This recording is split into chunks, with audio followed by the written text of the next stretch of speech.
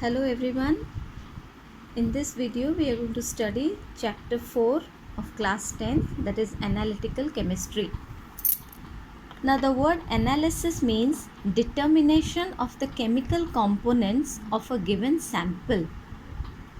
Now analysis is of two types. One is quantitative analysis and the other one is qualitative analysis. Okay. Again, quantitative analysis is of two types.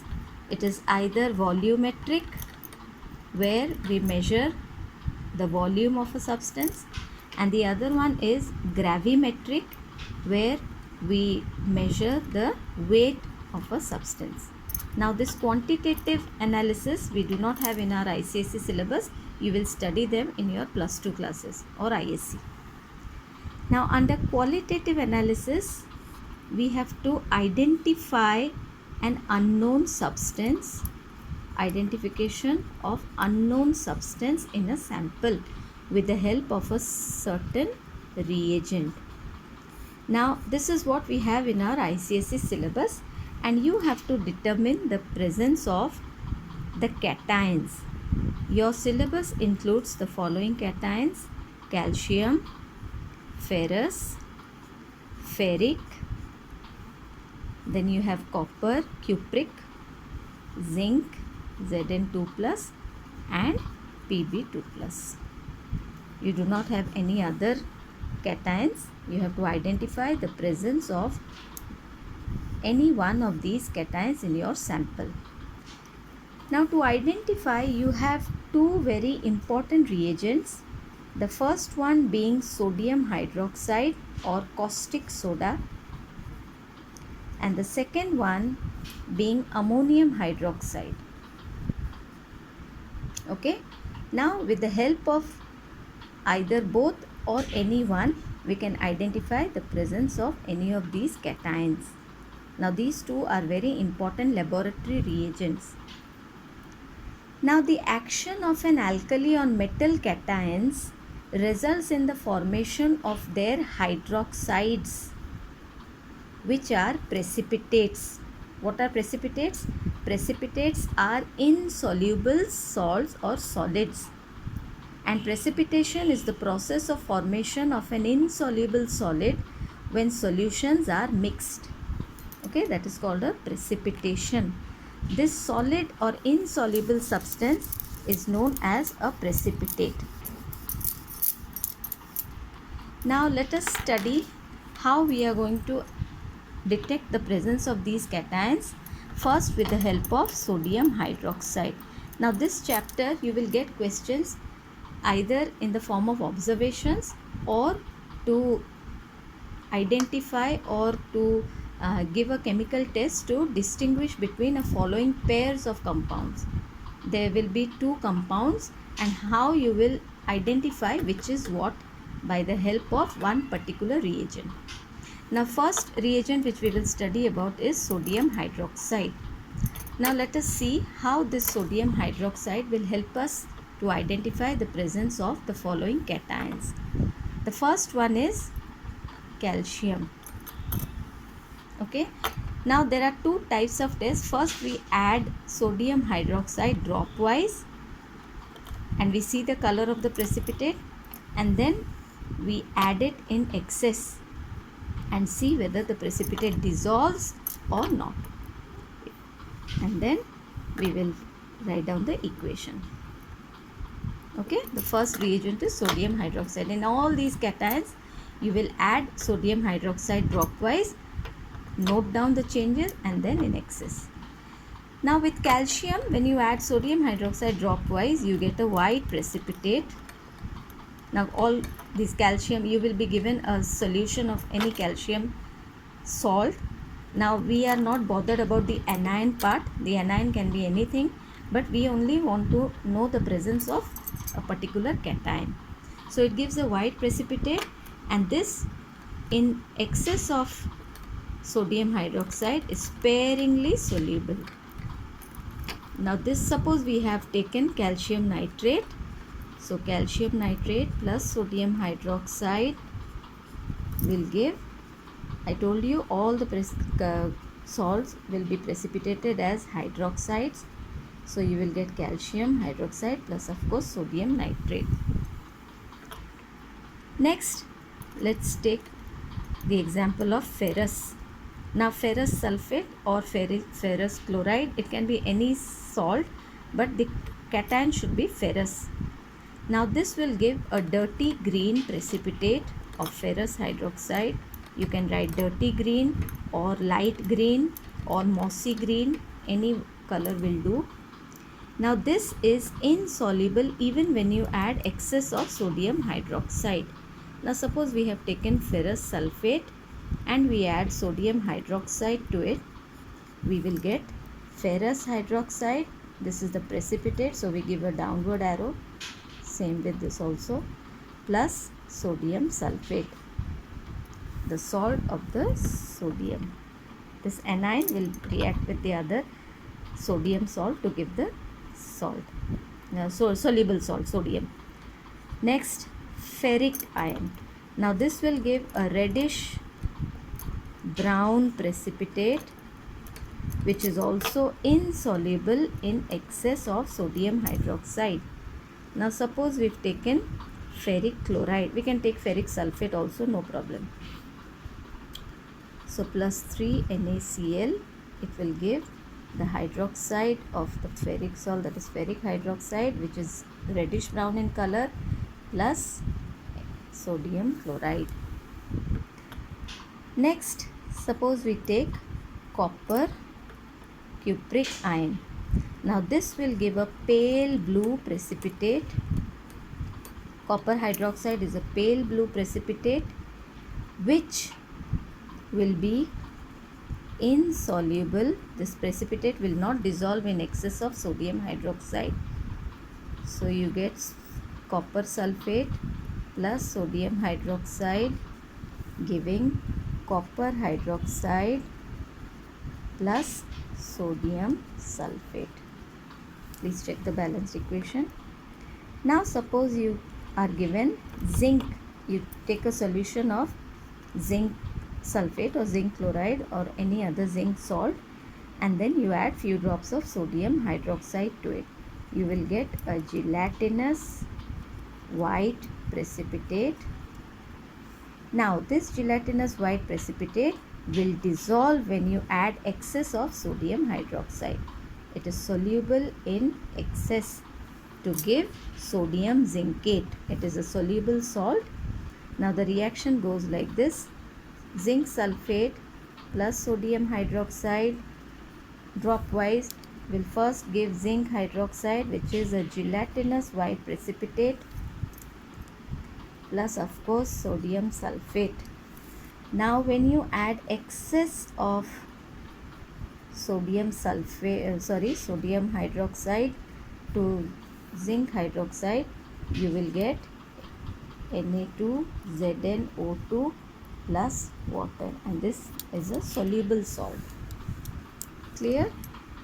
Now the last one is lead. Now lead with sodium hydroxide, few drops, will give a chalky white precipitate.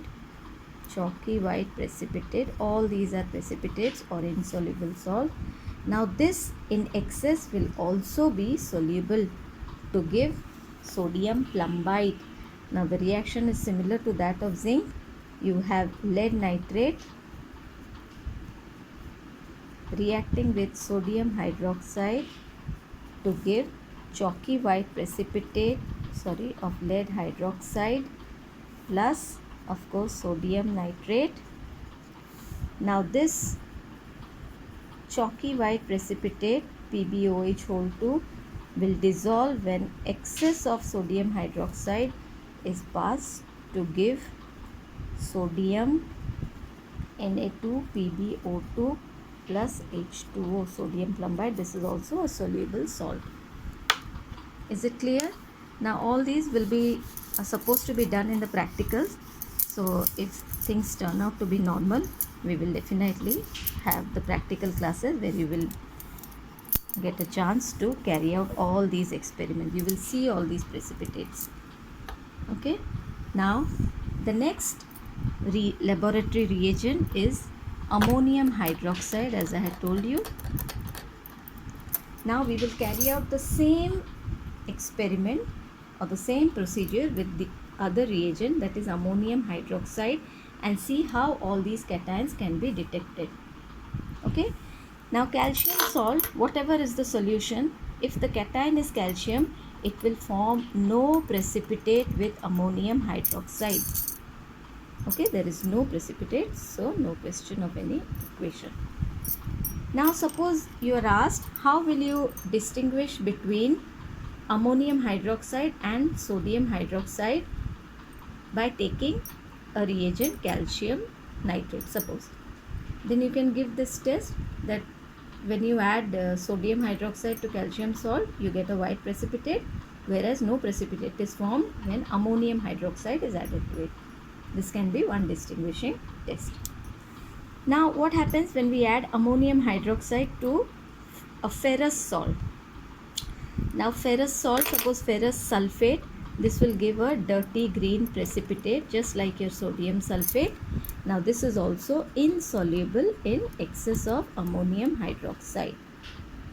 So it is insoluble. Suppose we have ferrous sulfate, the reactions are exactly the same, plus ammonium hydroxide will give ferrous hydroxide, which is a dirty green precipitate, plus ammonium sulfate. If you have taken ferrous sulfate, you will get ammonium sulfate, NH4(2)SO4. Now come to the case of ferric hydroxide or ferric salt. Now this will give a reddish brown precipitate, which is also insoluble in excess of ammonium hydroxide. Suppose we have taken ferric chloride. Now this will react with ammonium hydroxide to give a reddish brown precipitate, ferric hydroxide plus ammonium chloride. Now copper sulfate, this is a question which is frequently asked in the board. Now copper sulfate or any copper salt solution, when you add few drops of ammonium hydroxide to it, just like your sodium hydroxide, this will also give a pale blue precipitate when you add dropwise. But when you add excess of ammonium hydroxide, the pale blue precipitate dissolves to give an inky blue solution. Inky blue solution. Now this inky blue you can also replace with the word deep blue or azure blue, AZURE, azure blue, but remember it's a solution. The precipitate will dissolve to give this particular solution. Now why does it dissolve? Because of the formation of a soluble complex salt, which is tetramine copper sulfate or tetramine copper hydroxide. We are not bothered about the anion. So there are two types of reactions. First is copper sulfate plus ammonium hydroxide will give first a pale blue precipitate, that is copper hydroxide plus ammonium sulfate, because we've taken copper sulfate.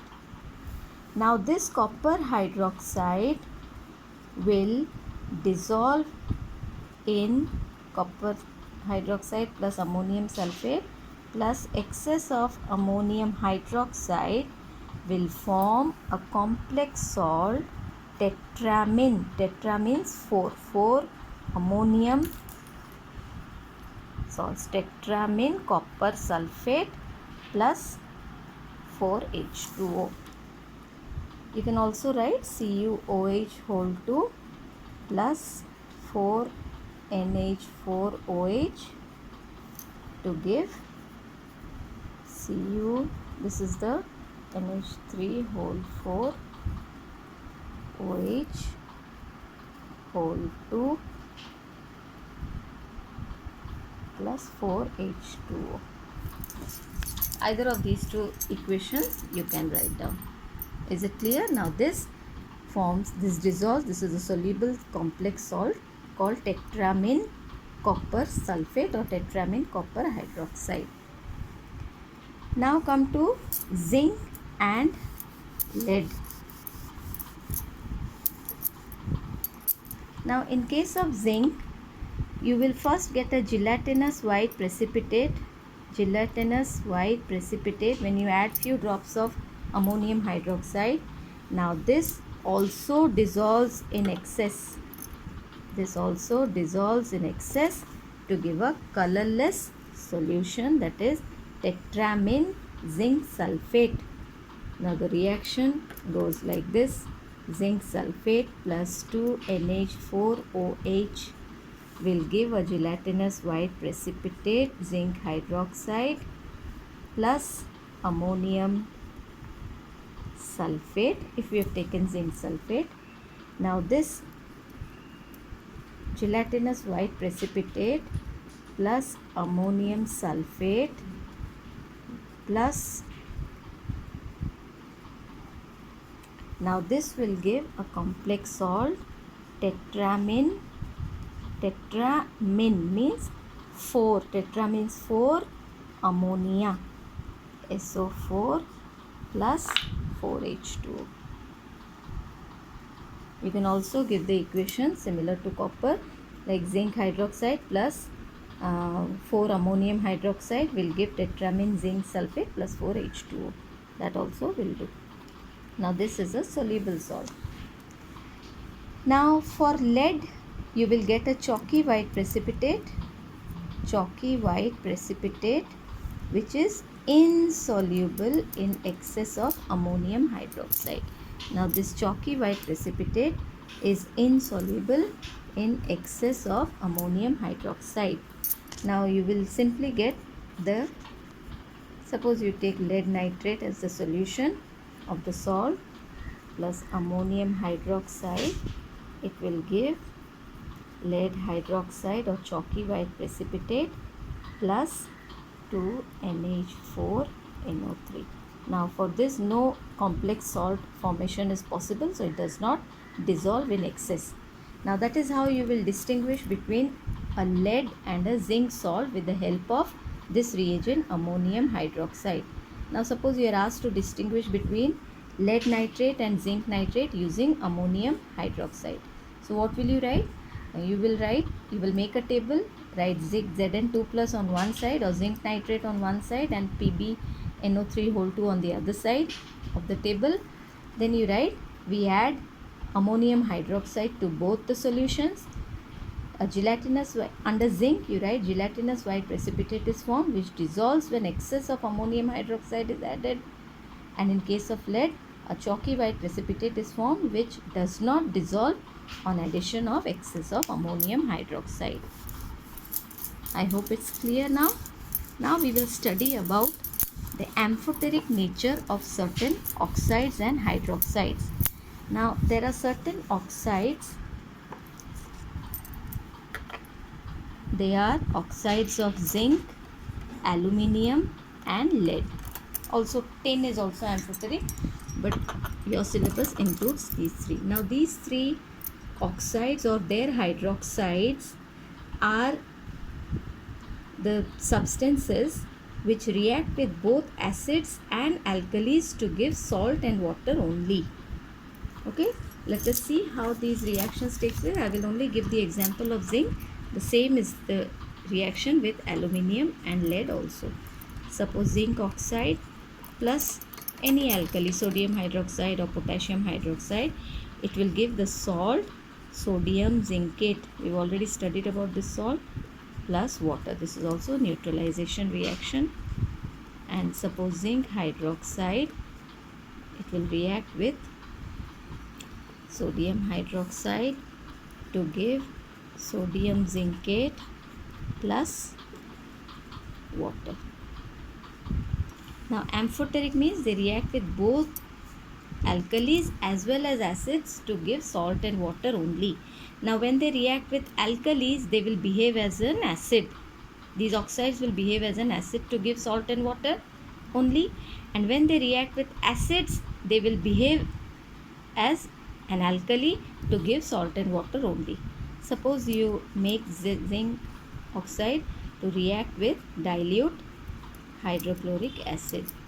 Now with an acid it will react as a base to give salt and water only. Okay, this is the both are neutralization reactions. Here zinc oxide behaves as an acid with an alkali. Here it behaves as a base with an acid. So in both cases salt and water are formed as the only products. So this is the meaning of amphoteric substances. Amphoteric substances are those which react with both acids as well as alkalis to form salt and water only. I hope it's clear. Let's end here. Thank you.